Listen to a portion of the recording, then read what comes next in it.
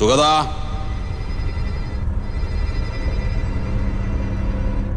സുഗത,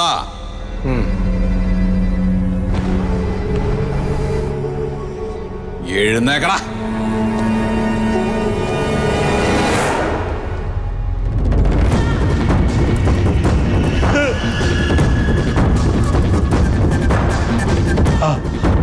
അച്ഛൻ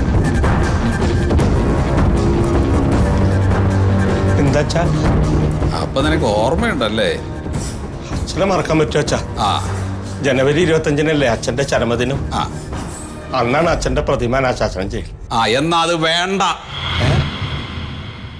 അത് പറയാനാ ഞാൻ വന്നത്. എന്താ? എടാ, എന്റെ പ്രതിമ മുറ്റത്ത് വെക്കാൻ വേണ്ടിയിട്ട് നീ ഒരുപാട് ആളുകളുടെ കയ്യിൽ നിന്ന് പൈസ വാങ്ങിയിട്ടുണ്ടല്ലോ. അത് കാക്കയ്ക്കും പക്ഷികൾക്കൊക്കെ തൂറാൻ വേണ്ടിയിട്ട് അവിടെ പണിയണ്ട. അത് സംരക്ഷിക്കാൻ അറിയുമെങ്കിൽ മാത്രമേ അതിന് മെനക്കെടേണ്ട കാര്യമുള്ളൂ. അതിനുള്ള കഴിവ് നിനക്കില്ല. നീ അതിനു വേണ്ടി സ്വരൂപിച്ചിട്ടുള്ള പണം കൊണ്ട് ഈ കുടുംബമായിട്ട് ചേർത്ത് നിന്നിരുന്ന ഒരുപാട് ആളുകളുണ്ട്. അവർക്കൊക്കെ ഇപ്പോൾ ഒരുപാട് ആവശ്യങ്ങളുണ്ട്. ആ ആവശ്യങ്ങൾ നിവർത്തിച്ചു കൊടുക്കുക ആദ്യം. അതൊക്കെ ചെയ്യുന്നുണ്ട് അച്ഛാ. നീ കുന്തം ചെയ്യുന്നുണ്ട്. എടാ, ഞാൻ കുടുംബം നോക്കിയിരുന്ന കാലത്ത് ഇവിടെ പുറംപണിക്ക് വന്നിരുന്ന ഒരു ചിന്നക്കുട്ടിയുണ്ട്.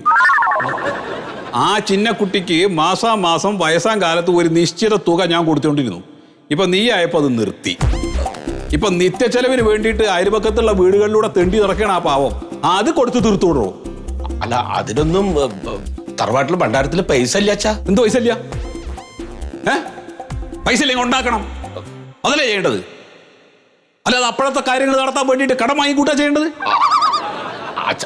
അച്ഛൻ കുടുംബം നോക്കിയിരുന്ന സമയത്ത് അമ്മയുടെ തറവാട്ടിൽ നിന്നൊക്കെ നമുക്ക് സഹായം കിട്ടിയിരുന്നു. ഇപ്പോഴും കിട്ടുന്നില്ലേ? ഇപ്പൊ ഒന്നും തരുന്നില്ല. തരാനുള്ളതും കൂടി തരുന്നില്ല. സുഗത, ഒരു കാര്യം ഞാൻ പറയാം. നിനക്കിപ്പോ ഈ തറവാടിന്റെ നിന്റെ കൂടെ നിൽക്കുന്ന കുറെ ആളുകളുടെ കാര്യത്തിൽ മാത്രമേ ശ്രദ്ധയുള്ളൂ. അത് ശരിയല്ല. കുടുംബത്തിനോടൊപ്പം ചേർന്ന് നിന്നിരുന്ന ഒരുപാട് ആളുകളെ നീ അകറ്റി മാറ്റി നിർത്തിയിരിക്കുകയാണ്. തറവാടിന്റെ ആണിക്കല്ല് ഇളക്കരുത്. ആളുകളുടെ ഇടയിൽ ഒരു പേരുണ്ടായിരുന്ന തറവാടായത്. നശിപ്പിക്കരുത്.